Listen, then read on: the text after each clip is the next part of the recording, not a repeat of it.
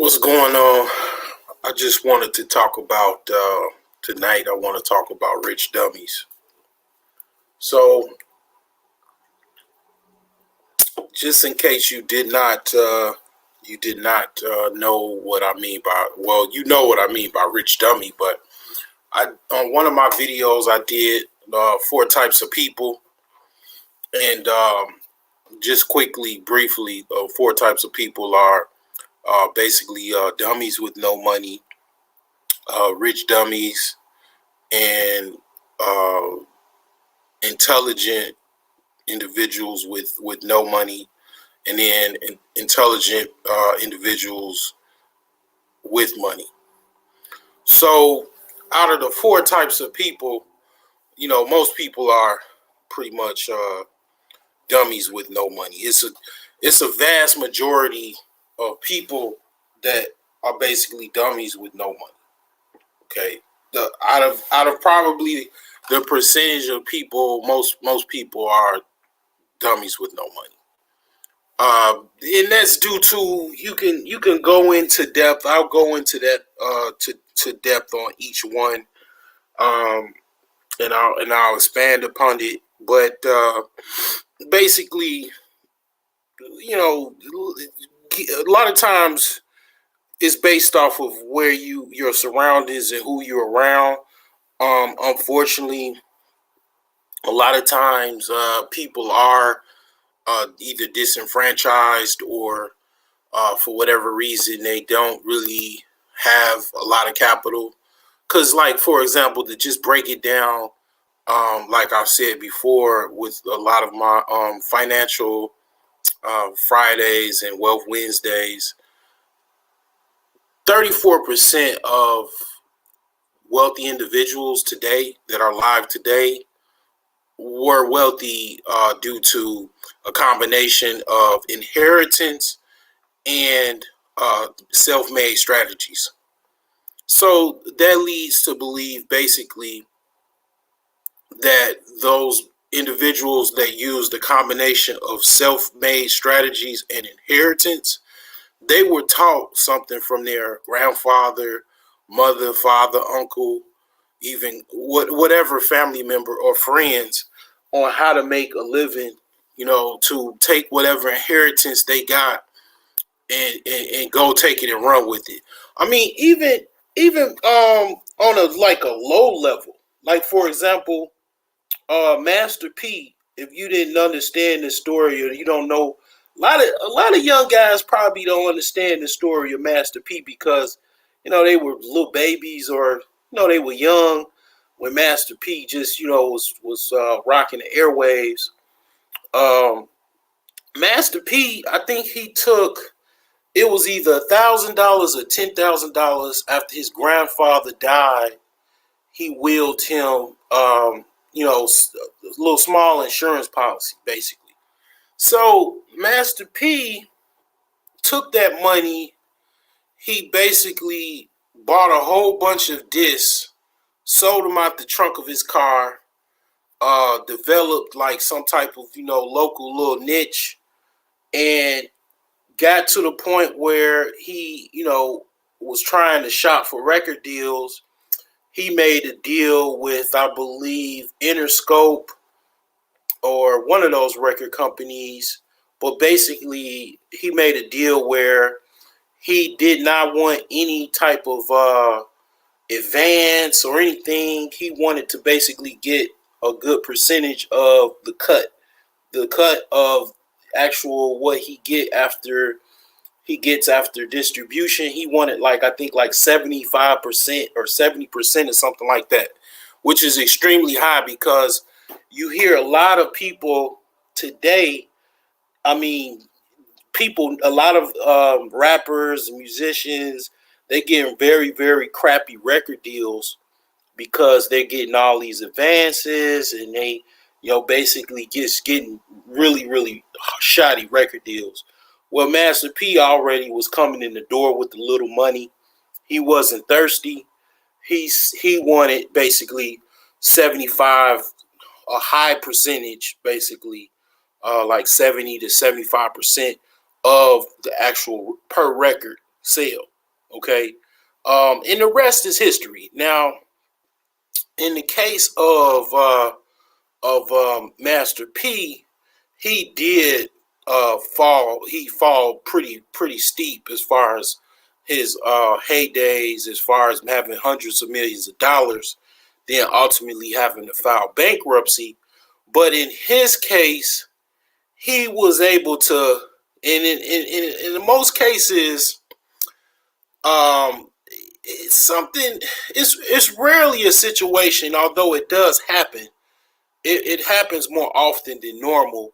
Rarely does a person make hundreds of millions of dollars and have to go back. Like, Master P did not have to go back to Magnolia Projects and go move back in. Okay. He filed bankruptcy. He was able to, keep some of his assets or whatever. Bankruptcy actually is an actual tool so you can actually protect certain assets and certain monies. But he definitely fell off pretty big. He's trying to come back with selling food and stuff like that. You know, but he definitely he's not going back to the Magnolia Projects.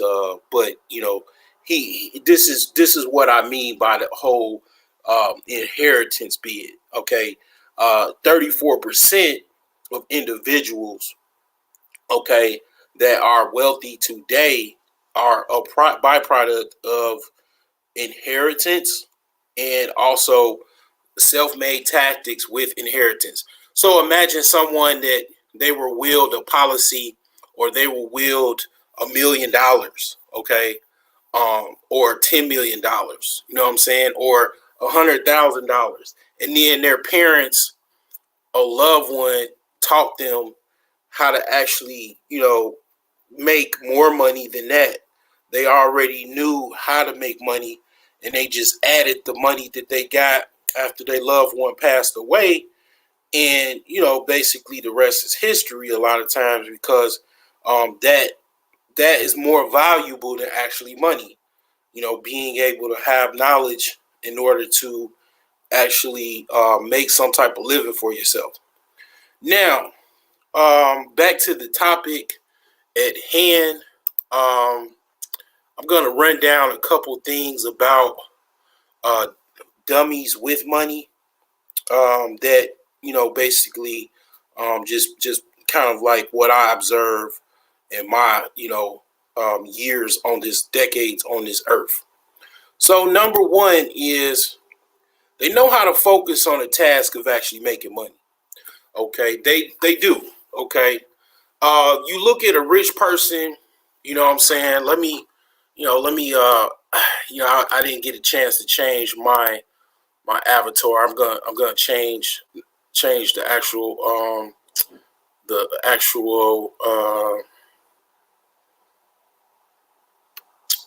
actual thumbnail. Give me a second and do that. I'll give people a chance to hop on as well. After I do the lecture, the presentation. Well, it is a lecture, if you ask me. So let's see here. I see somebody already thumbs up the video, so that's pretty cool. I got my little avatar where pretty much I'm looking like the Invisible Man. So yep. So let me try to change this avatar to get more specific for what I'm actually talking about. The thumbnail definitely is something. Okay, today was a very beautiful day. I went walking in the woods, Forest Preserve. Very, very, very wonderful day.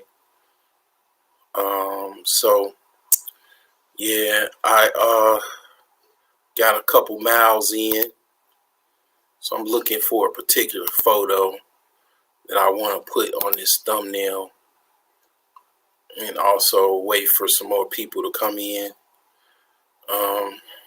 And then before I even took a walk, I went to work out went to work out a little bit, work on the legs. You know what I'm saying? So, yeah, feel pretty good. Drinking a couple brews.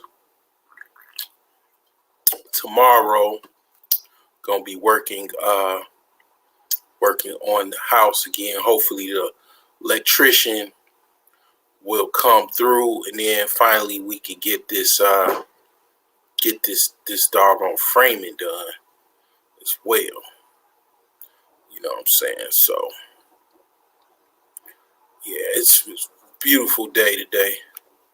I don't know how many more days it's going to be like it is,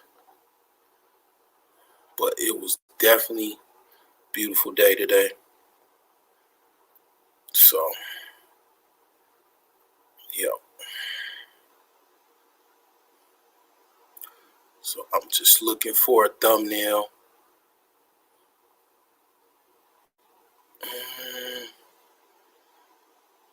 Looking for a thumbnail.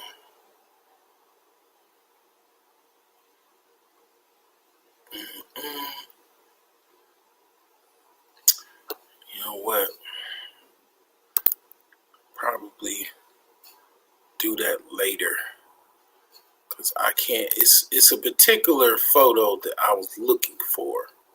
But what I'll do is I'll just search for it.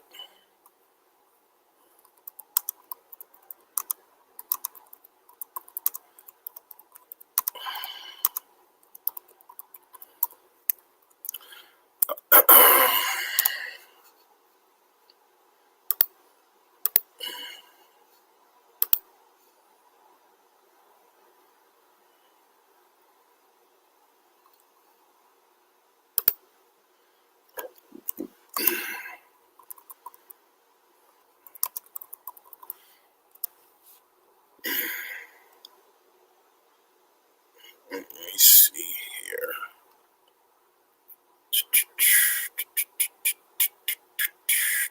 Oh, man.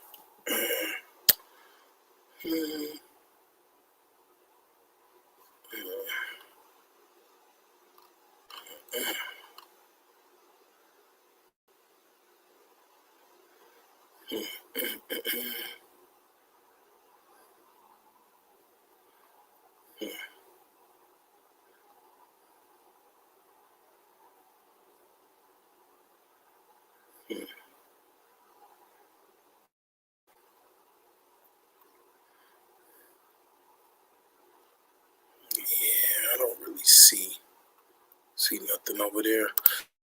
Yeah, it's no worries. I'll just double back to this. You know, when I get done. When I get done, basically, I'll just double back to that. But yeah, rich dummies, they could make money basically. They've mastered whatever, whether it be a task or a skill or a way to make a living, to make some money. They did that. They know they got an angle and they made it and they made money. And you know, they get even working a job or whatever, they have, you know, mastered the ability to wake up in the morning, go to work, and stay there, do the task, make the money, and go. Okay, they know how to do that, and that's something that, you know, I'm not gonna take away from anyone. All right, because the thing about it is, you know, they'll be like, "Oh, the broke genius is hating. He just a hater." You know what I'm saying? He hating on dudes that got bread, dudes that got money. One thing about me, I ain't never hating on no dude that got money. I want people to make money. Like that, I give people free advice on my channel, and anybody is, you know, pretty much able to lurk in the shadows and hop in and out like they do, you know, while I'm on live, and pretty much, you know, get content for free. So it's not like I hate on people that got money. That is not true at all, you know. But to not take away from anything, yeah, people that make money, that made a lot of money and made riches for themselves. Don't get me wrong. That is something that is valuable. That is not to be sugar coated or underestimated.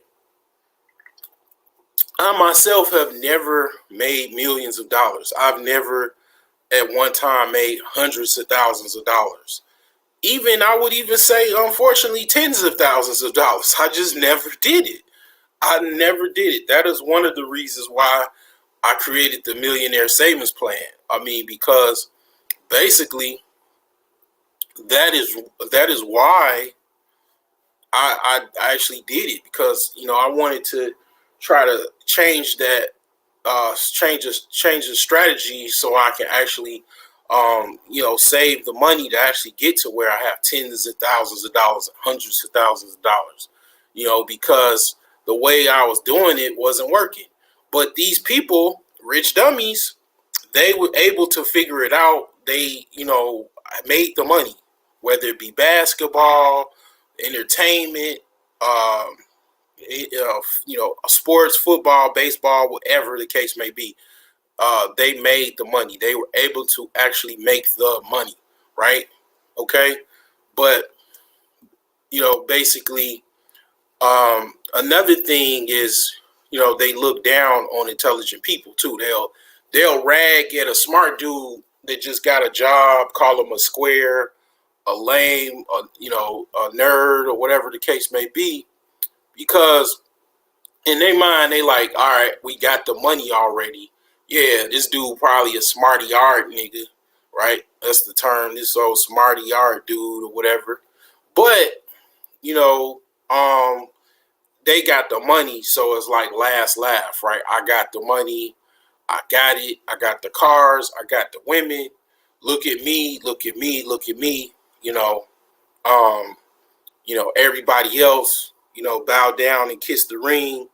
I got it. You know, pretty much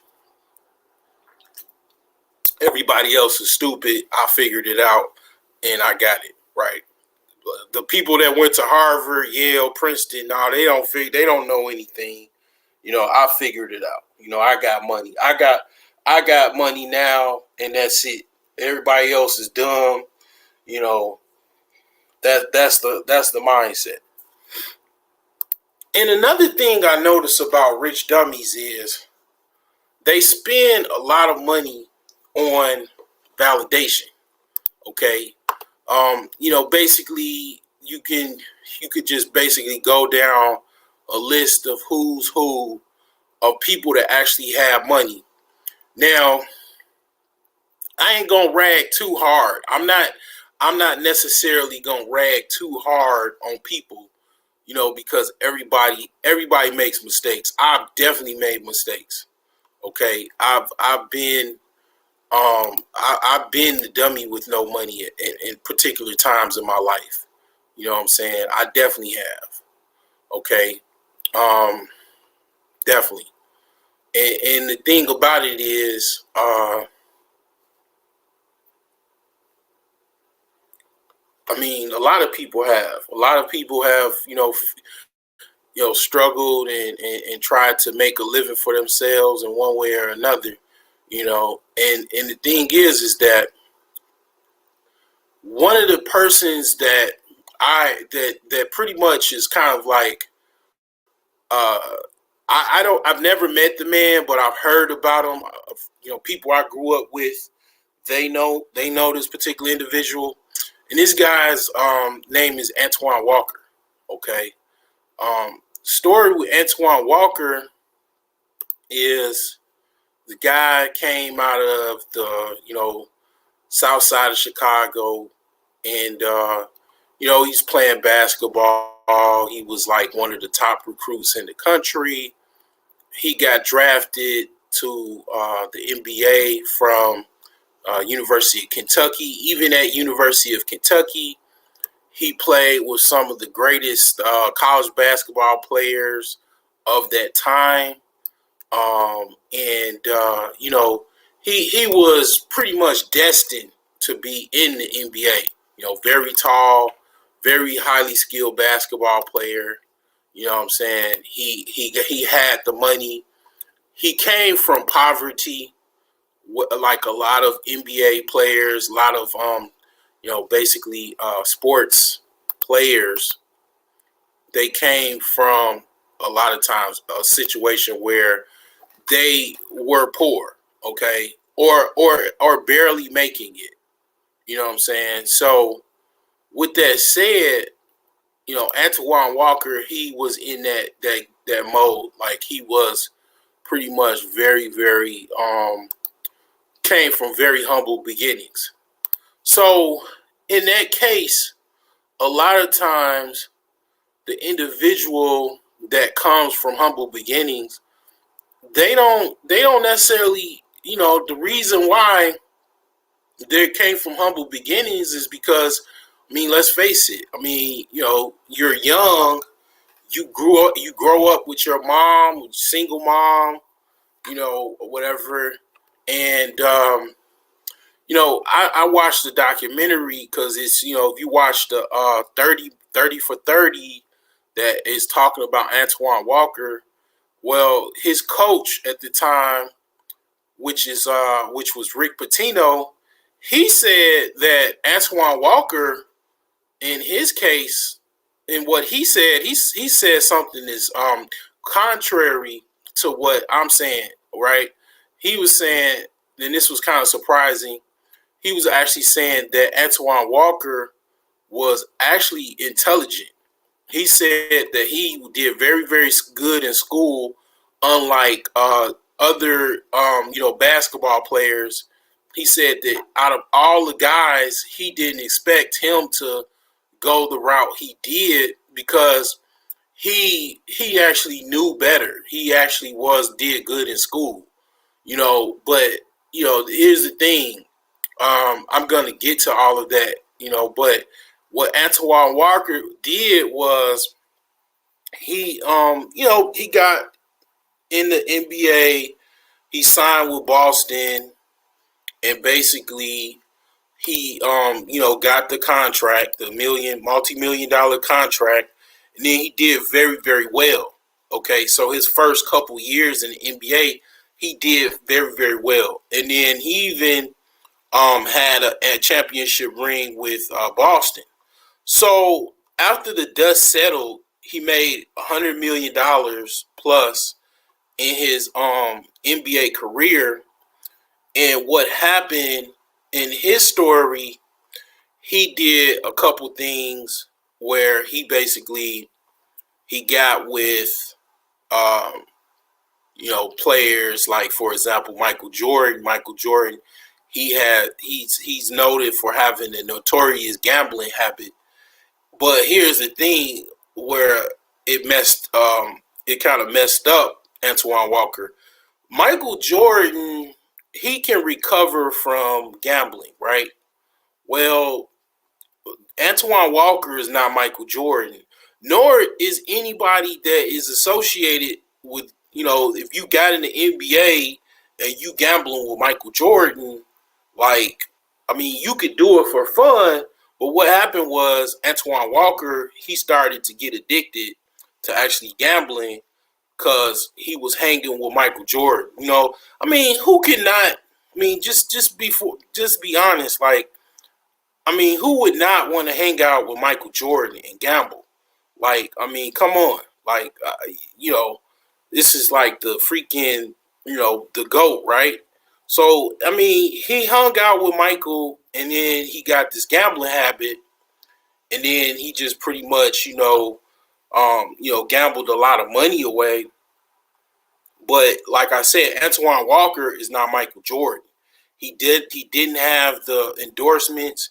He didn't have all of the things Michael Jordan had as far as his actual catalog and portfolio. I mean, and then he didn't even have the knowledge because Michael Jordan actually had Michael Jordan is not a rich dummy, right? He's not a rich dummy. So it's like, pretty much, I mean, he not necessarily hanging out with him.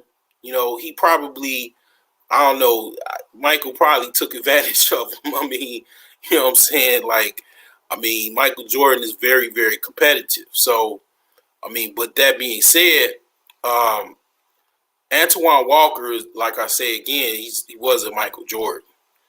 So I mean, his saying of what happened when he was hanging with Michael Jordan, he didn't necessarily like the outcome of him hanging out with Michael Jordan because he lost a lot of money gambling.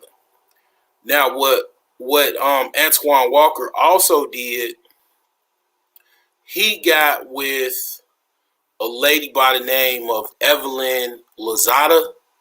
Okay, and Evelyn Lozada was basically she was basically a gold digger. Okay, she was a high level gold digger. Okay, so she got with Antoine Walker. She's like just like a 9. Antoine Walker, fell head over heels. He, got her pregnant, had a baby. They broke up. He spent a lot of money on her, I'm sure. And then basically their relationship expired. She filed the highest child support payment that she could possibly get. She, basically got with the best lawyer money can buy, and the rest is history. She basically hit him up, for a long and child support is a long-term thing. It's not like all right, well, you just pay her some money and then you're done for. Nah, that's 18 years. You know what I'm saying? Like, and the thing about it is the risk that's involved with that is that when you're in the NBA is, very rarely does an individual able to last, like let's say Vince Carter lasts about 15 years plus in the NBA. I mean, most of the NBA careers are, basically short term. You know what I'm saying? So, uh, you know, Antoine Walker, he had the money. And then another thing he did was he spent his money on a lot of like gold chains, and he had an entourage. And this goes back to the whole, paying a lot of money for validation, paying money for, parties. He would hang out at the club, so people can see him. And another story behind this is that guy I grew up with that also was in the NBA. They got robbed together. Okay, they got both of their gold chains taken from them, and then also, it was so bad with Antoine Walker. He was hanging out with, basically going to the nightclubs, right? So it kind of, and I'm going to talk about the rapper that just recently died, because it kind of goes into this, right? It goes into this rabbit hole and this behavior. Okay, so the thing about nightclubs, let me backtrack a little bit. The thing about nightclubs is, and the thing about being rich, and it goes back to what I said as far as, I'm not discrediting it. I respect rich dummies, because rich dummies do have money. Okay, they do have the money. Like, I'm a man of knowledge with no money, intelligence, but yeah, they got the money. They're rich, but the thing about it is, here's the thing. This is where an intelligent guy comes in. A man with knowledge comes in. When you are a millionaire, I'm gonna repeat. I'm gonna get loud. When you are a millionaire and you made it, meaning, okay, a black millionaire is so rare. if you understood the statistics of being an actual millionaire, forget even being a millionaire. If you got over $500,000 of net worth, you are extremely rare, meaning that you're damn near like a king in comparison to the rest of the population. As far as black people, it's like you're extremely rare. Even just amongst the populace in general, you are rare if you have over $500,000. I mean, most people are lucky if they have a house that's basically worth $500,000 and they have a mortgage on it. Like, they happy about that. Like, you actually have $500,000 plus of wealth, and you're in the nightclub. I'm gonna repeat myself. You got $1 million, $500,000, and you're in the nightclub. You know what? You know who's in the nightclub? Mostly broke people, poor people, women and men. Why you don't floss over poor people. They're gonna rob you. They only been doing it, I don't know, since the beginning. Like my grandfather used to say, they only been doing it since the beginning of time. So cause see, here's the thing. Like when you're, a lot of times when you don't have the knowledge and understanding, and then you young and dumb, you made the money, you got out of the hood or the projects or the block or whatever, and then you want to floss on poor people. Okay, or even just let's go back to old English times. You want to floss on peasants. You don't do that. You don't do that shit, man. You don't floss on no fucking peasants, man. You don't do that shit. A fucking rich person. See, this is what a man of intelligence knows that ain't got money. That's why a lot of times the gradual leap, most of the people that make money that gradually leap into wealth, into riches, they understand this shit. You don't go to no hood nightclub when you're freaking damn near a millionaire or better. You don't do that shit. You don't. That's a fool. Okay, that's a fool that does that.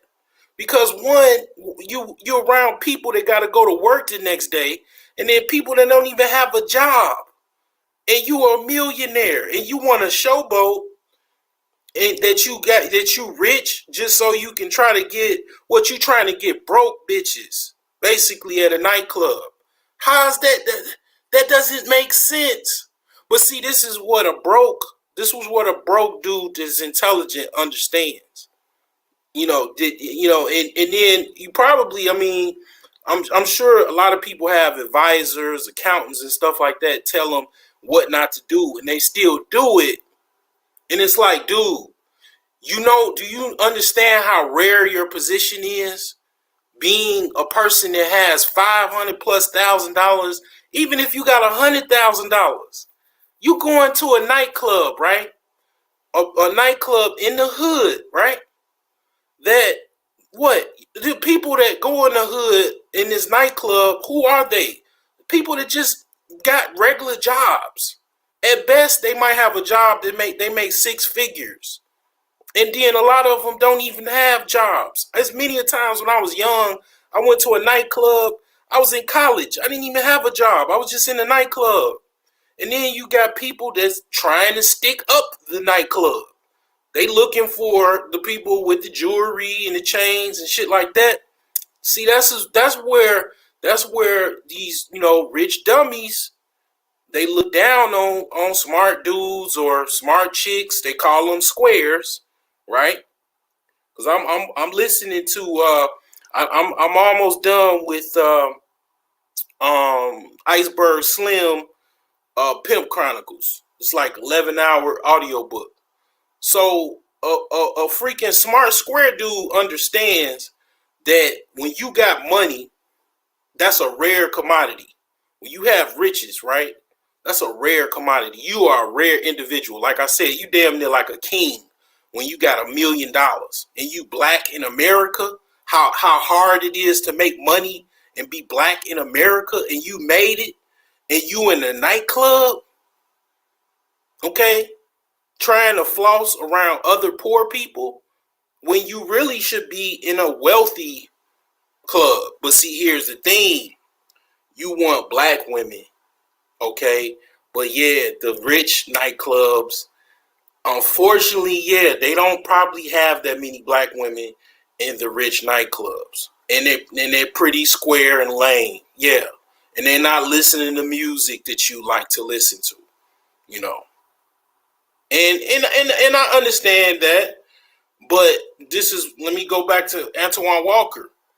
It was so bad with this brother that basically he had a mansion downtown Chicago because he's from Chicago. They just pretty much knew where he lived. They knew everything about him because Chicago, just like any other city, is a small city. Okay, they literally followed him from the club to his mansion and stuck him up, had him duct taped up, and took everything in his mansion. He was so pissed the next day. He just was like, he was on the phone with a whole bunch of people cussing and making noises that he was like, man, I'm done with Chicago. He put his mansion up for sale and he was pretty much out of here. And I don't blame him. You know what I'm saying? And he got his wake up call, and you know what I'm saying, he just kind of like, you know, changed up a little bit. But yeah, you don't do that. You know what I'm saying? And it's like a lot of times people, they don't fare well. Thankfully, they didn't kill Antoine Walker. They just took all his little, you know, jewels, money, whatever he can get. I'm sure they probably you know, pistol whipped him or beat him up or kicked him to find out everything that was in his house. True story. Okay, this is a true story. I mean, you know, he basically, he was, you know, a dude from the hood. He didn't know. He wasn't educated on the, cause see, here's the thing. When you go from, and I've talked about this on other panels with other YouTubers, when you go from $0 to $1 million real quick, you was already at zero, or you was at whatever little money they gave you for being a college student or whatever. You went from a couple thousand, 10,000 to $1 million, and you from the hood. I'm gonna tell you another secret that it ain't even necessarily a secret, but you groomed to make money. You really typically you get somebody like a mentor that actually grooms you to basically, they show you their other friends and other members, you know, of their club or whatever, you know, organization, or even just people that they know, that other people that have wealth too, that are rich too, and they groom you on how to actually, you know, act around people, you know, go to the golf course and make deals and stuff like that. They show you this particular individual, the mentor, shows you how he gives you the vantage point of this world that you never, you know, pretty much was in. He gives you the snapshot of, you know, basically, okay, this is how you gotta do. This is how you gotta, you know, approach things. This is how you have to present. This is, you know, basically the whole rundown, right? And it actually, what that does is that shows you how you are supposed to behave, or just how to delve into this world, that basically this world that a lot of people will never be in. They never even see, right, or never be able to actually live in this world. That is what a mentor does. Like, they show you how to navigate in this very small world, okay, that of the rich and wealthy. But a lot of times, guys go from being in a very poor environment, and they just thrust into money, whether it be signing a record deal, whether it be NBA contract, NFL contract, or whatever the case may be, even winning the lottery. Okay, the girl that won the lottery ticket in North Carolina, she won the Powerball. I remember watching that with I think it was Ayanna Van Zant or whatever, Fix My Life. She was on there, and she was basically living just like somebody would that lives in an apartment building, like, wherever, that just got like bag. It was literally, if you see the video, just bags hanging around. It's like bunch of items just hanging around, and you see basically that this is a person that just was thrust upon a whole bunch of money. And then not only that, she was giving her money to basically, give me just a second. I'll be right back.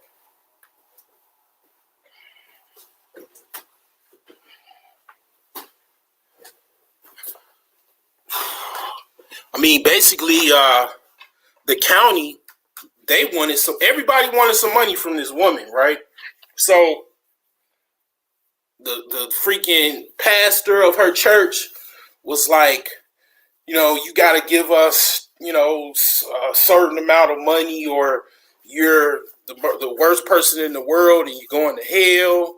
And then the county, they knew her boyfriend, baby daddy, was, pretty much a hood dude that liked to be in the streets. You still and then, here's the thing with her. You got a baby daddy, okay, that still want to sell drugs while you don't want $100+ million. What in the whole hell? Like, okay, your baby mama that's still with you just won over $100 million in the Powerball, and you still want to hang with the fellas and sell dope. So the county, like, all right, the DA was licking their chops. They like, all right, we gonna get new lights at the courthouse. We gonna, you know what? Forget the courthouse. We gonna build a brand new courthouse. We gonna get raises. Everybody's gonna get raises for the courthouse. The judges, everybody, they gonna get raises off of this chick. So they like, all right. They booked him for something. The bail was like $10 million. She paid it. Then he got hooked for something else again, and then another, like, $5-6 million. She just paid it. So one, okay, yeah. Obviously we see what's going on here. Basically, it's a fleece of basically her pockets. But the thing is that why are you selling weight with your homies when your baby mama is got over $100 million? What are you doing? Okay, see, this is the mindset because basically what you have is because basically the rich dummy is just basically the dummy with no money. He just got money. He just got, a lot of times it's a situation where he ain't necessarily just worked no job, like, or did something to make the money. He just got, in this case, just thrust with money, like just hit a lottery. Here's a whole bunch of money. Boom.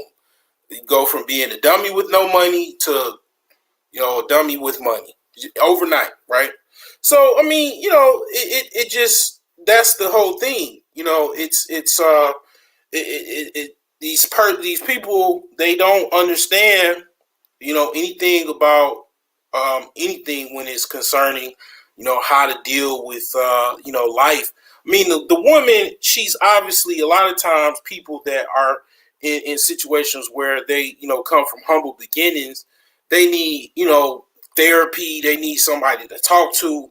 They have very severe, traumatic situations in life. Her mother gave her the lottery ticket because her mother felt real bad about how she treated her daughter, and she actually in the damn documentary or whatever, or the show, she didn't even know, she had revealed that she gave her the actual lottery ticket.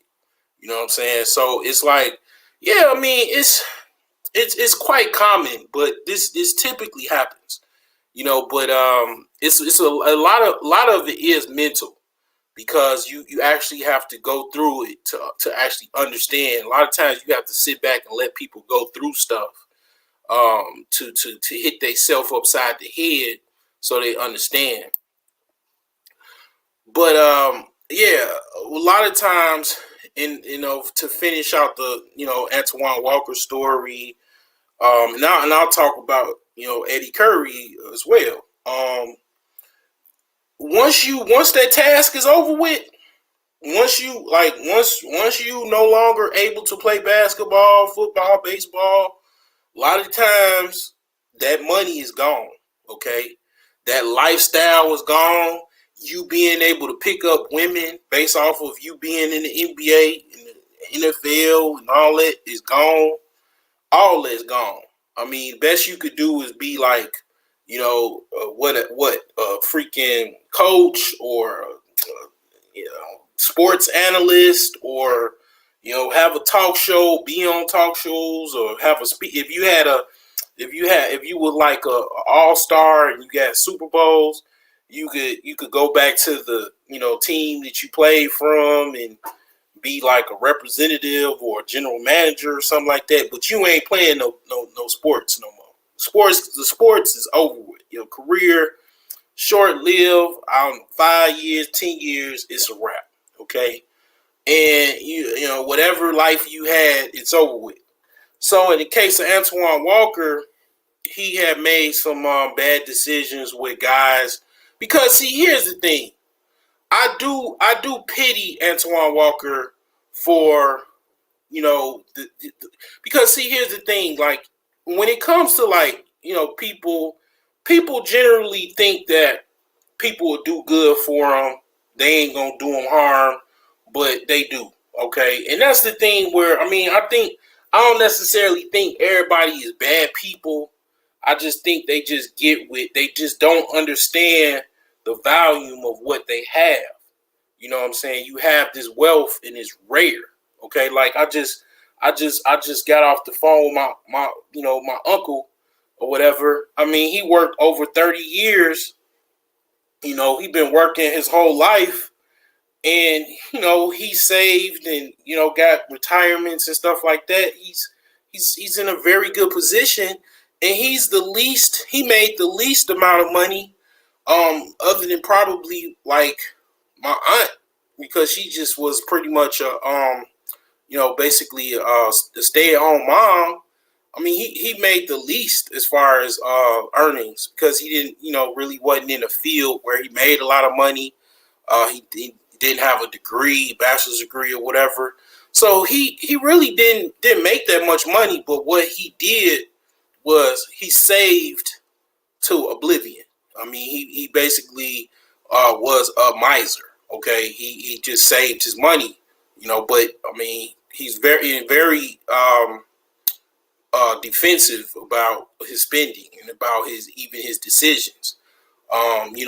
Whereas like somebody like myself, I would not be that defensive. I would just try to grow the wealth. I mean, I think that, I understand what his move was, but here's the thing though. You do have to be defensive, because you don't know. You might be leery. Like, if you lose that money, it's over.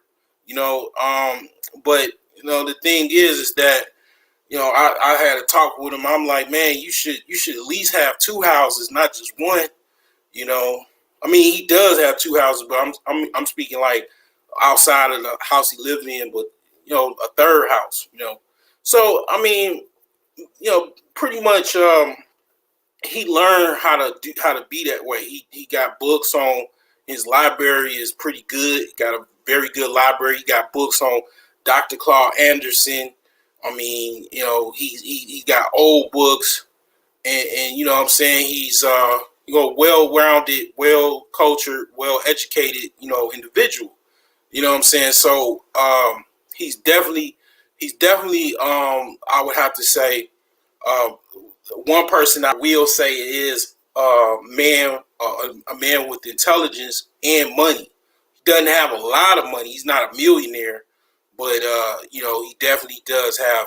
He's definitely has a nice coin about himself. But a lot, like going back to Antoine Walker. Like I said, I mean, if those people didn't do him in, such as his investors, because he's also American greed, not him, but his investors are, because he got with some real estate investors that basically did him in. They took his money and they bought properties and they did not manage them well. They just basically took advantage of him. He had to file lawsuits and stuff like that, because they basically, a lot of people just took advantage of him. Because see, here's the thing. Here's the thing about because you got people that use their intelligence or use their know-how to abuse people, that don't know, right? So you got people that because like I say, I'm an ethical capitalist. So I dislike and disdain unethical capitalists. So you got a lot of unethical capitalists out here. Let's just face it. And they're very, very, so a lot of them are very, very rich and wealthy. So you get unethical capitalists or real estate investor, whatever. They like, hey man, hey, they know he got $100 million, and they know he's gullible. They know he's basically, basically a dummy. Okay. And it's like, here's the thing. It's certain things that I'm dumb about. Like, I don't know anything hardly about rocket science. Okay. I don't know that much about physics, right? So I'm dumb with that. So a lot of times, and I'm going to get to it, and I guess, I'll get to it now. So the two biggest things that rich dummies have a problem with is, lack of reading and comprehension and financial knowledge. So those are the biggest things that a lot of rich dummies get taken advantage of. So you get somebody that's like an investor, that they're unethical capitalists. They know this dude is from the hood. He's from the south side of Chicago. He's from the poor part of town. He did well in school, but obviously if he's poor, his parents were poor, right? They don't know that much about financial knowledge. Because here's the thing about what people don't understand. Like, people in the hood, they look down on people outside the hood and call them squares and everything. Here's the thing, man. All right. It takes a lot of money to actually be out of the hood versus being in the hood. For example, I pretty much, when I was younger, I lived in the hood. I lived in the ghetto. My mom moved out the ghetto. She got, her teacher certificate, started, making tenure at her job. We moved out the hood, right? It was not easy. She had to, we had to rent for a couple years, and then she got a mortgage, and she had to pay that damn mortgage. She had to pay those taxes, utilities. She had to pay all of these bills, right? Fix up the house too, and upkeep and all of this stuff. It costs money to live out of the hood, okay? And then you have to go to work. You have to, you can't everybody sell drugs and run lits and shit and scam credit cards and pay mortgages and pay for a life outside of the hood and avoid jail and all that. So you got to get a job. You got to get a career and make money. And it takes more to do that than just live in the hood. You're not hard because you just live in the hood. It's actually harder to live outside of the hood than it is to live in the hood. All you got to do to live in the hood You can be very, very broke and you just gotta survive bullets and fights and stabbings and all altercations and stuff like that. But you don't have to pay that much for rent. The property values are very low, so you don't have to spend that much money to live in the hood. You just got to deal with a lot of external things that are very, very hard to deal with. But outside of that, it's harder to live out of the hood than in the hood. Okay, because it's hard to pay mortgages. It's hard to. I mean, just think of like the financial collapse that of 2008. Think about now. Think about 2020. The freaking economy is still jacklegged because people are out of work. Shit. Unemployment don't last forever.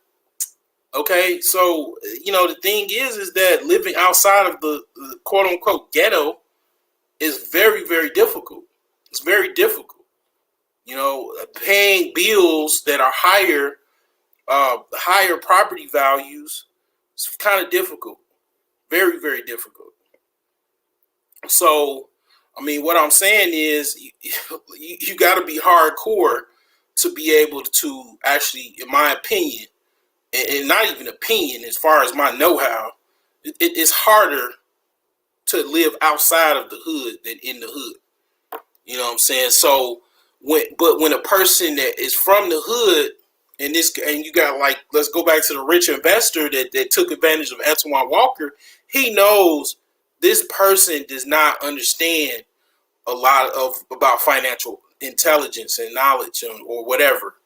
They don't know. So I can take advantage of this person. They cause see, here's the thing, like, a lot of times, people, they don't do their due diligence because they'll just see somebody pull up on them in a Range Rover and show them a couple properties that they could buy. And they don't, you know what I'm saying? You supposed to, when, like, for example, let's say, I'm an investor. Yes, I am. Right. Okay. You got a vet or an investor. You got to, you have any references? You have any references that people that you've done deals with? Do you have any references? And then here's another thing, right? You don't just give nobody no goddamn money, man. Money is powerful. You don't give nobody no freaking $1,000,000. Just be like, all right, here you go, buy my properties, buy up everything. No, hell no, that ain't how that work. And you start people off in baby steps. And then here's the thing, to even get private money, like, for example, I was looking to try to get private money from a property. The dude was like, he called me back. He was like, yeah, I can give you the money. It don't even, your credit doesn't even matter. But I need $30,000. I need $30,000. He literally said, call me back when you get 30 grand. Because he wants 30 grand to give me 125 grand because he want that money, plus he's gonna file paperwork with a lawyer to where that he ain't gonna give me the money unless the property is worth more than what he's offering to give me. One, two, the actual lien on the property, he's gonna put a lien on the property, so it's gonna be his property if I don't pay. It's a win. It's a win-win for him, even though private lenders aren't not in the business to be owning real estate, but he's gonna put a lien on that property. It's gonna be my property, his property, if I don't pay for it. Plus, he got $30,000 already into it, so it's really a win-win from him because he got a property that's worth, let's say, $180,000, right? And then he just lent me about $90,000 or $80,000, so he's gonna have $100,000 in pretty much a profit because he's got 30 that he got from me, plus the house is worth at least $180,000. All he had to do, was pretty much lend me that $125,000 to buy the property. Okay, so that's what you do. You basically get insurance on top of insurance. You know what I'm saying? So, what you should do in that situation, you don't give nobody that you don't know a whole bunch of money. Okay, that's first thing. Just don't do it. If you don't know him, like Scottie Pippen got, he got by investors. You know what I'm saying? Like you don't give these people no money. Like unless you know this person that you done grew up to. Even if you grew up together with a person, man, you start them off small steps. Like you let them prove themselves. You know what I'm saying? Like you start them off with a small project, like $100,000. You know, okay, I want to see how you do with this property first, and then then I might give you two properties that you could do. This is the stuff you learn over time. You know what I'm saying? You don't just jump out the window with people, right? You don't give nobody your hard earned money just for nothing. Because see, here's the thing. He knows now. Antoine Walker knows now. All them people that gave their money up, they know now these concepts. They know now, but they older, 40 plus years old, pushing 50, but they don't have that money no more. They were millionaires. And they understand, you know what? Hey, it is very rare to be a millionaire in the United States, especially if you're black. If I don't even want to even think about how hard it is versus being a white person or Asian person or somebody else to actually be a millionaire. It's very, very difficult. It's not something like you'll watch TV and then people that call Kevin Samuels show talking about I want a high value man. Like they just spewing them out everywhere. No, this is rare. This is a rare thing. It's very, very extremely rare. It's like less than 1% of the population that are black millionaires. Okay? Like out of 100 people, it might be one person in a room that might be a millionaire, depending on where you are. It might not even be one person out of 100. It's extremely rare. So when you get in that position, you got to be very, very defensive. You gotta look at it like, this is your last chance. This is your only chance. You gotta be extremely defensive about that and also offensive because you gotta try to increase that actual amount of capital that you have to get, that you have gotten. So a lot of people that, like I said, unethical capitalists, they take advantage of a lot of guys. I'll say another person. This guy was in my high school district that I played I never played basketball, but I was an all-star in practice. I was an all-star in practice. Okay.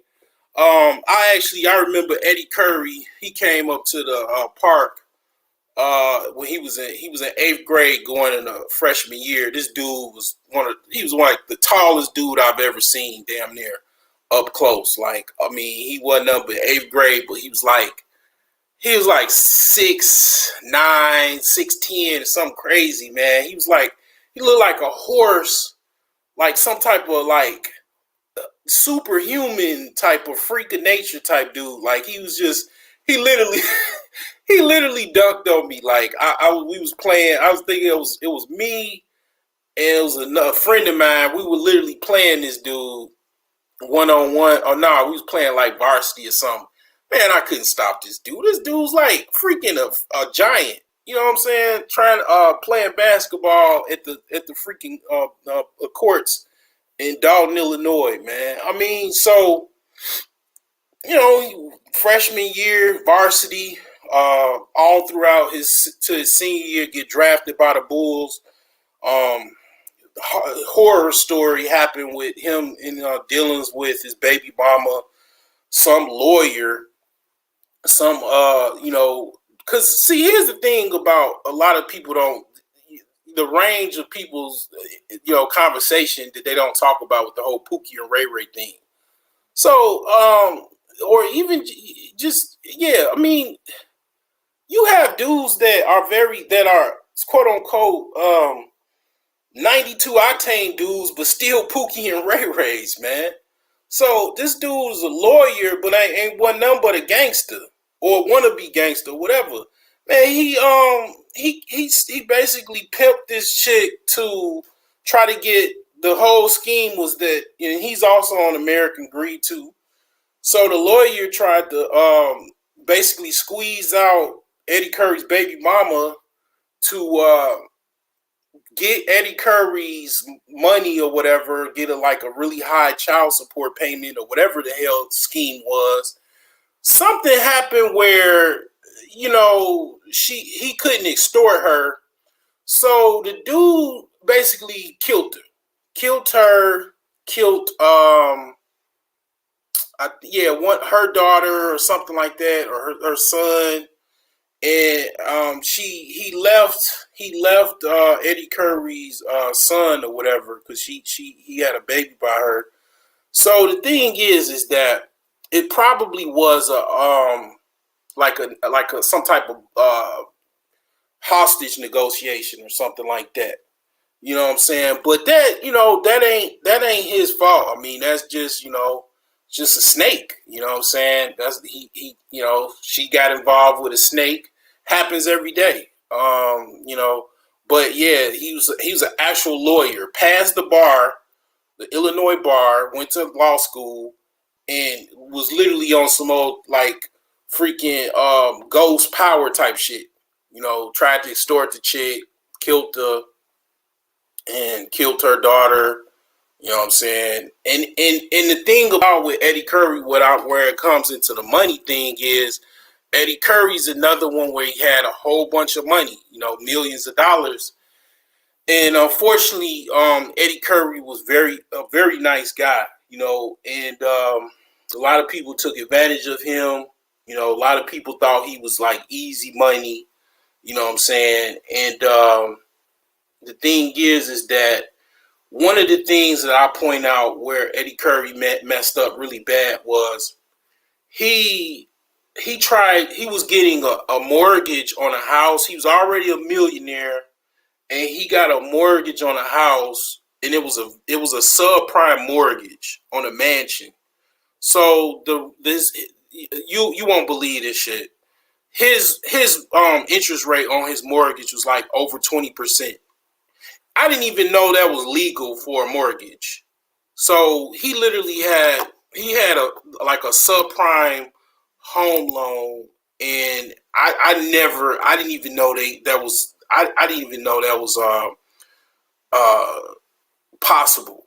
Like because that's almost it's no way $1 million house you're going to be able to pay 26% interest on a freaking $1 million house. Like, I mean, that is just unreal.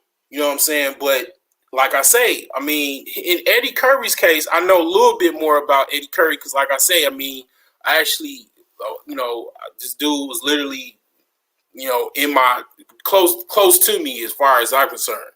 So the thing is that because I met the dude before, so the dude basically, his parents were middle class.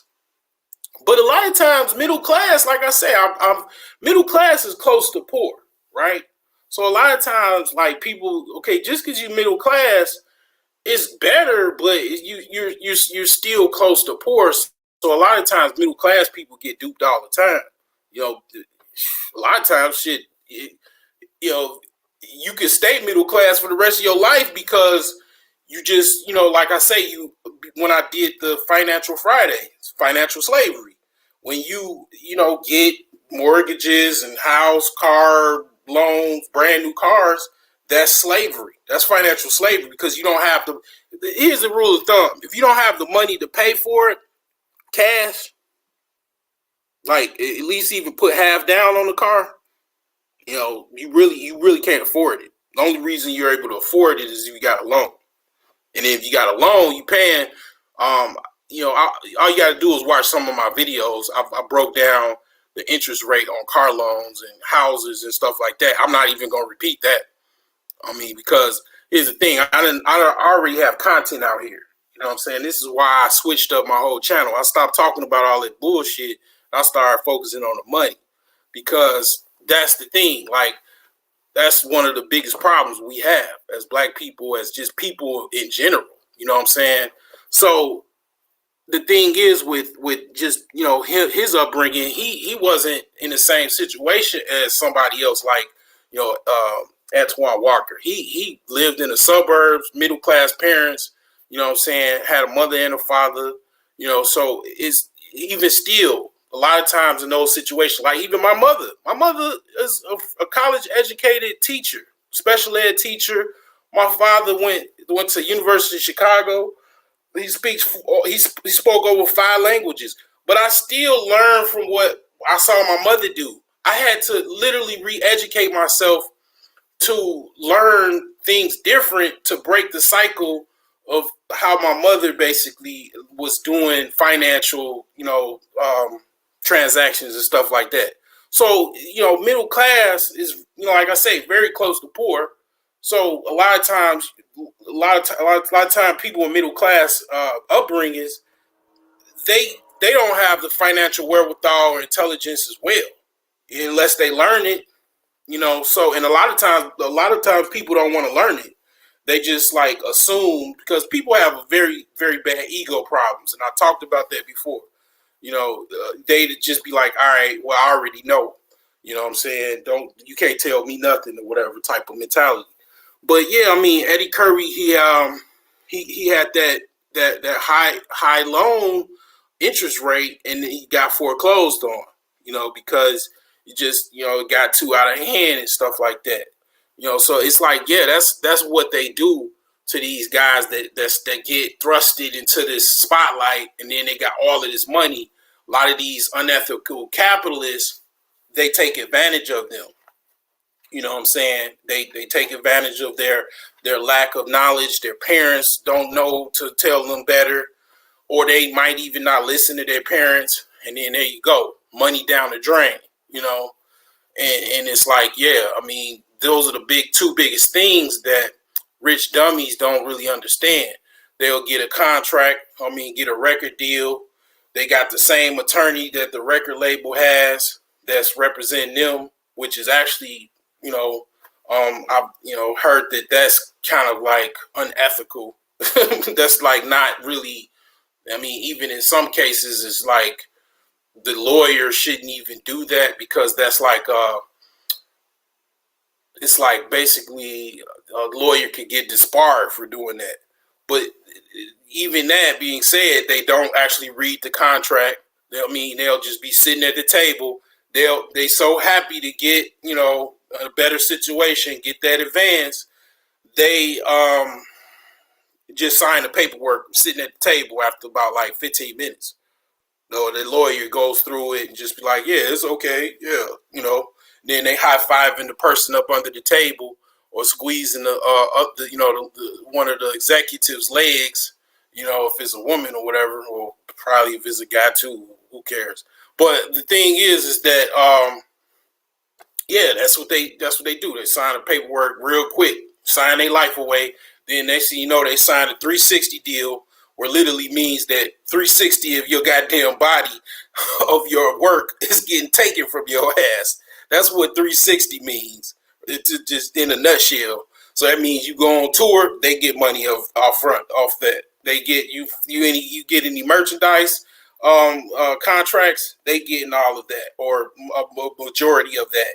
All the freaking streaming, oh, they get all of that. All your masters, they own your masters, because you gave them, they basically fronted you a whole bunch of money. You know what I'm saying? So it's really, I mean, even I'm gonna be honest with you. I got duped recently. I got a freaking merchant account, because I was trying to get something to use for credit card processing, because I was having problems trying to sell CBD oil online, because the first company was like Stripe, right? They were like, "Oh, we can't basically fund, we can't take your credit card processing. So here you go. We're gonna cancel your membership, and then we're gonna recommend this other company that they're more flexible than we are." And basically, they just passed me on to, basically a situation where it was a prepaid operation where it was like basically, if I get a swipe on my website, they take their money out, and then I get a cut off the sale. To a situation where I signed up, blindly signed the contract with the merchant account, and I called them. I'm like, you know what? I don't even need this. I'm good now. Um, and they talking about the representative, that sold me the products or whatever, or sold me the merchant account, was like basically, you know what? You really can't. You got 2 years to basically, you're locked into a 2 year contract, and the fee to get out of it is about $400. And I'm like, what the hell? I mean, you ain't tell me all this shit. But here's the deal. I was so thirsty to get a contract because my thing was I was trying to get some credit card process, and I was panicking, and it really wasn't really no big deal. All I had to do was just pull the CBD oil from my site and then back up off of that, and I'm good, right? But I mean, I could have been easily out of like $400,000 or whatever because I didn't really read the fine print, and nor did I consult a proper attorney. You know what I'm saying? So I still, I need to follow my own advice. You know what I'm saying? Like I need to read the fucking fine print and really look at it before I be signing, freaking documents and shit like that. And really, to be honest, when it's like a whole bunch of like documents and stuff you gotta sign, that's a sign right there that you really need to pay close attention to what you actually doing, because they got that. That's like a red flag. You know what I'm saying? But yeah, they get you. They get you, man. These companies, they have lawyers, they have paperwork, they have departments. You know what I'm saying? It's like you going against an entire corporation. A lot of times you don't really stand a chance. A lot of times you got to be very, very vigilant and defensive. And a lot of people, they don't have that financial acumen to really navigate. You know what I'm saying? Even myself, I mean, I'm not an expert. You know what I'm saying? I'm still learning as well. But even though I do know quite a bit over the years of doing my research and whatnot, you know what I'm saying? So I can speak the language. So yeah, I mean, once they broke, man, they got some amazing stories.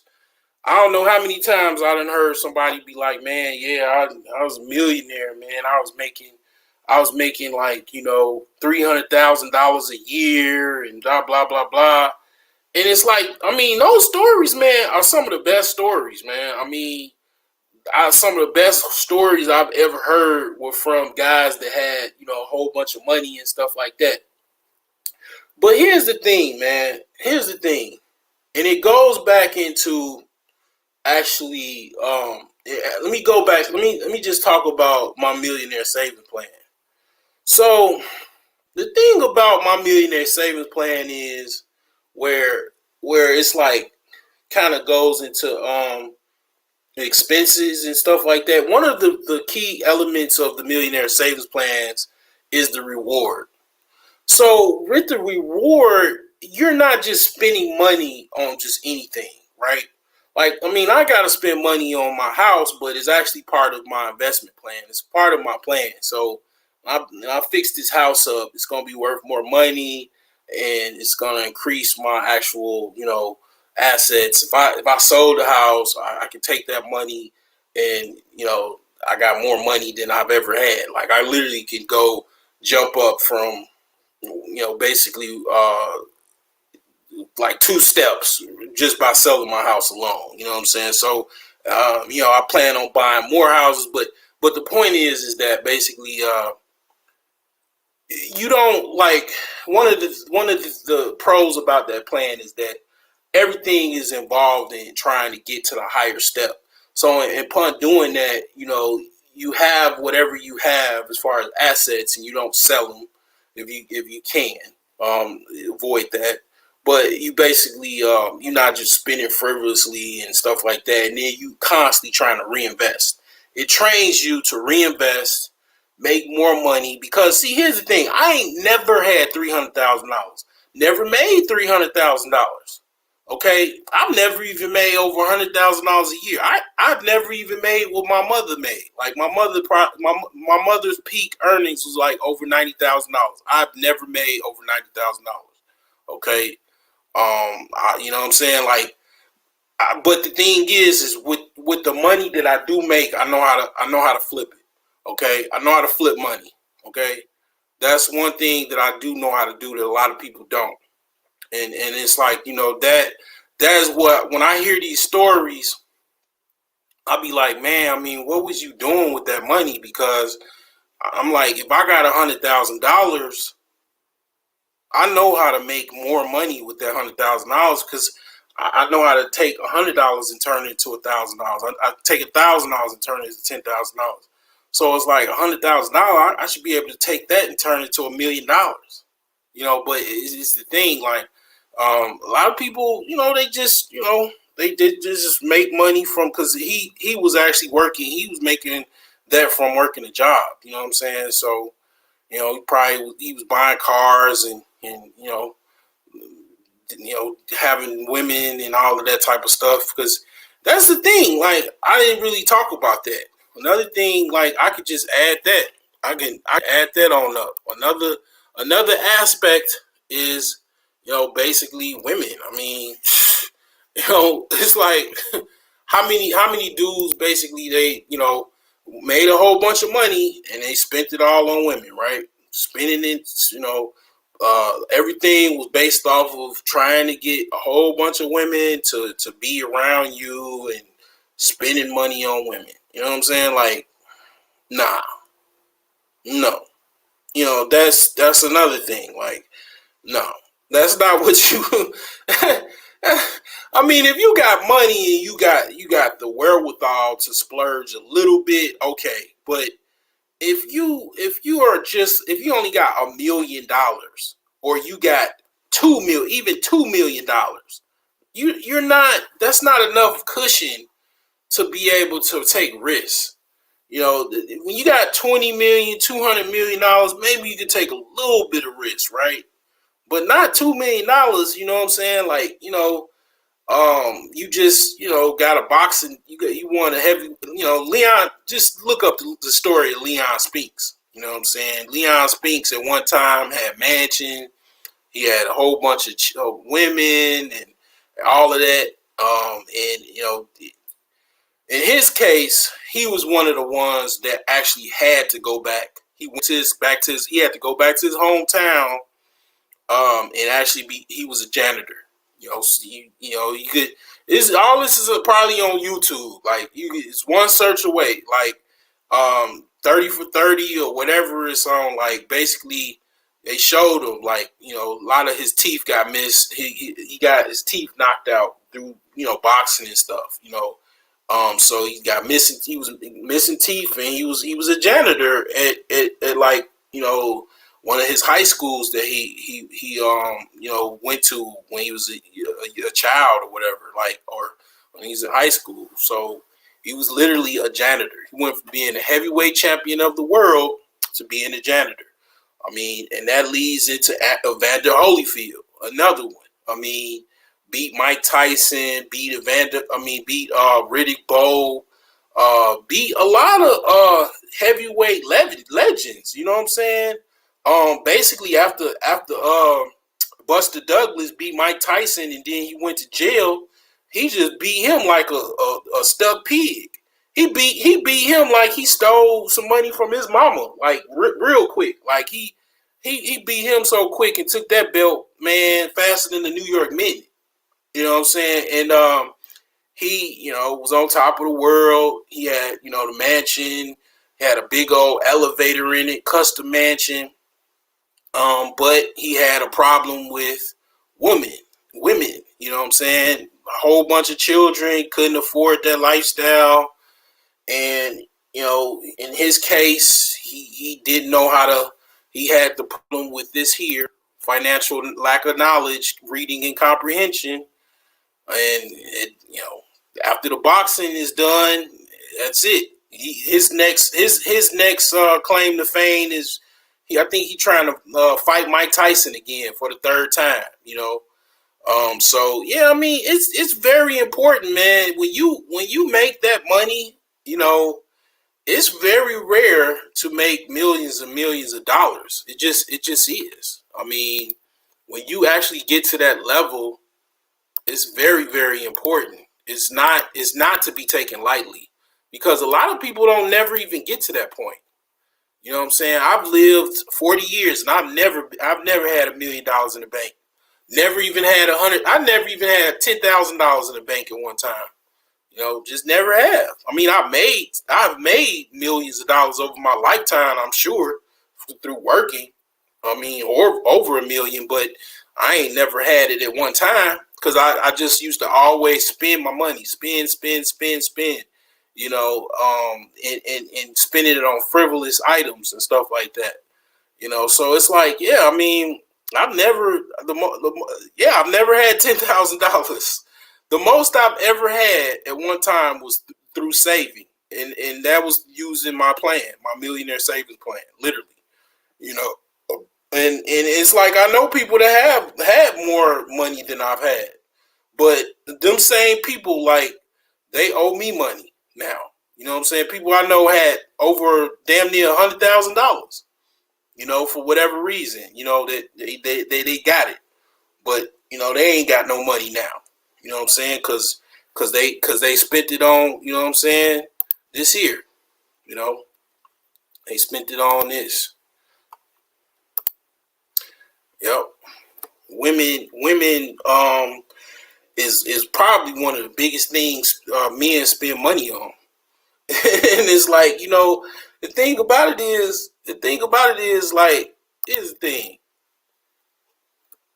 If you've been broke and you get women and you got a whole bunch of money, I mean, you should do the same thing you was doing when you was broke, getting women. You actually, the best thing is to pretend like you still broke, to be honest. Because one thing I will say about being broke, like people don't really pay attention to you when you're broke. That's a power in that. You got to think about that. People do not really pay attention. I'm literally invisible. Like this is the invisible man avatar or whatever picture that I have up. And that's I looked for this actually book and I never bought it. And it was called How to Be Invisible. I don't even have to read it. All I have to do is continue. Like, if I had $10 million in my bank tomorrow, all I have to do is live the same lifestyle that I live now. And nobody would ever know that I'm a millionaire.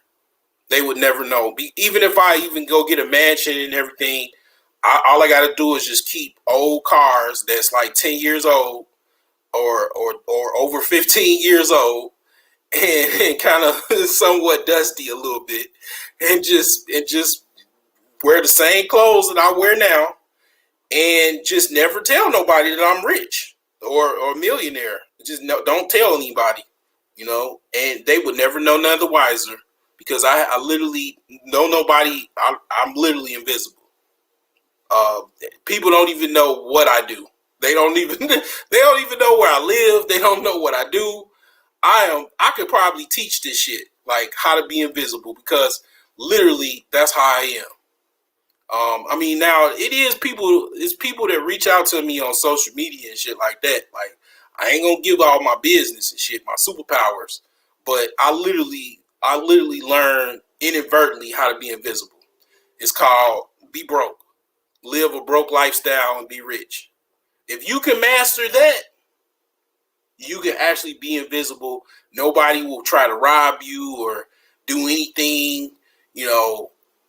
They'll just think you're broke. And that's literally how you got to survive in Chicago, and as well as in Atlanta. Because I've heard stories about Atlanta, people getting robbed and stuff like that. I'll drop the link in case anybody want to hop on. But I've heard stories about Atlanta, and I definitely know Chicago. Chicago, you will get robbed. It's a matter of time. If you flashy, you got a brand new little Benz, or you got all, whatever, people gonna rob you if you riding through the hood, riding through the gas stations and stuff like that, you stop to get you some gas, you will probably eventually get targeted, because it is what it is. You know what I'm saying? So it's like, basically, if you just have, I mean, here's the thing. You just gotta understand how it is. Like, a long time ago, like that, let's say thousands of years ago. Like for example, Pharaoh Tutankhamun, he had a gold chariot. He had a gold chariot, but he's a freaking pharaoh. He was a pharaoh of Egypt. He had all of his army, all of his priestesses, all of his royal court surrounded him. You just a regular dude with a G-Wagon pulling up to a hood gas station, and you think you're not gonna be able to, you not gonna get robbed. Now here's the thing. Now if you got a gun or whatever, you got a legal gun, yeah, you could shoot somebody or whatever, but and be vigilant or whatever. But hood dudes got guns too. They got all kind of guns. You might have a 40 cal. They got a freaking AK and an M16 and an AR-15. So you outgunned. So it's like, the thing is that if you just took that same concept of what I just said about, I don't know, a minute ago, you got a G-Wagon, you go around rich people, you live in rich neighborhoods. When you're rich, you're supposed to live around people that are also rich. You don't floss around poor people. You know what I'm saying? That's how you do that. That's how you navigate that world. Now, when you go around poor people, this is what I would do. And I already, this is what I do, right? So I like used cars. I like new cars too. But let's say I had to go in the hood. I wouldn't bring my goddamn G-Wagon if I had one in the hood. I would bring a 2003 Impala. I would drive my 2000. I bring my 2003 Impala so I can be invisible.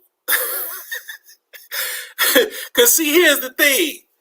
These cats, when they get money, they be so hungry for pussy and validation that they want the validation. They're looking for the validation. They love it, and that's what a rich dummy does. That's what rich dummies do. They love validation. They look for validation, and it's fine. I love luxury cars, right? I like Maseratis. I like Porsche trucks. I like Lambos, Ferraris. I like Aston Martins. I'm really not into Bentleys and Rolls Royce. To me, those are old man cars. Okay, I look at Bentleys and Rolls Royces like old man cars. Like, you rich and you're old and you have that. I'm not into those cars like that. I'm not really into them. But the thing is that when you have those vehicles, you don't go to the hood with a vehicle like that, without bodyguards and without, freaking army of bodyguards. Like, you just don't do that. That's not something you do. Okay. So the thing is that you shouldn't even do it really in the first place, because you should be around other people that you are have the same financial demographic that you have. This is what a lot of rich dummies, or guys that come from the hood and get a whole bunch of money, they still want to be around the hood because that's their peer group. And that's sad, because you got the money already. In my mind, from an intelligent person that does not have money, it's very sad to me. Because it's sad, because that ain't your goddamn peer group. It ain't your peer group no more. Financially, it might be in your mind is your peer group, because them the people that you grew up with and shit like that. But financially, your peer group is upper class when you got over $1 million in your damn bank account. And see, I'm gonna give y'all a story, and I'm gonna cowtail it up out of here. Ice Cube, he wanted to live in the hood. he still lived in the hood, right? After he, got his record deals and started making money, he started to get too many guys coming through his fence, knocking on his door, bothering him.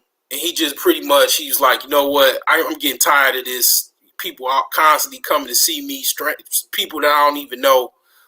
He just moved. You know what I'm saying? He just got up out of the hood, and the rest is history. You know what I'm saying? So, hopefully somebody will, get this and I might help somebody. I don't know, but I definitely had to address this. So, there you have it.